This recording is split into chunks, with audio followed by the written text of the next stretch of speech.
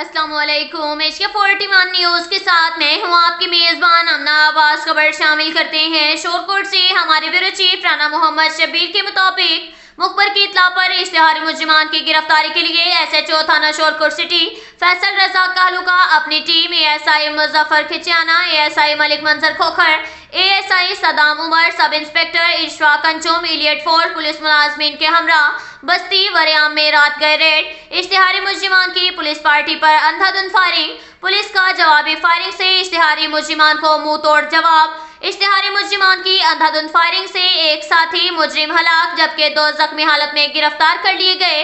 3 मुलजिमान फरार होने में कामयाब हो गए। हलाक शख्स की शनाख्त आसिफ डब उर्फ आंसू के नाम से हुई, जो डकैती की और इक़दाम कत्ल समेत संगीन नौयत के 55 मुकदमात में मतलूब था। मुजरिमान खानेवाल, झंग और मुल्तान में वारदातें करते थे। गिरफ्तार मुजरिमान की शनाख्त नदीम और शहजाद के नाम से हुई। मुजरिमान के कब्जा से 2 अदद क्लाशनकोफ और 2 अदद मोटरसाइकिल भी बरामद कर लिए गए। इस मौका पर DPO झंग मलिक तारिक महबूब ने कहा कि पुलिस की भारी नफरी ने इलाके को घेरे में लेकर सर्च ऑपरेशन शुरू कर दिया है।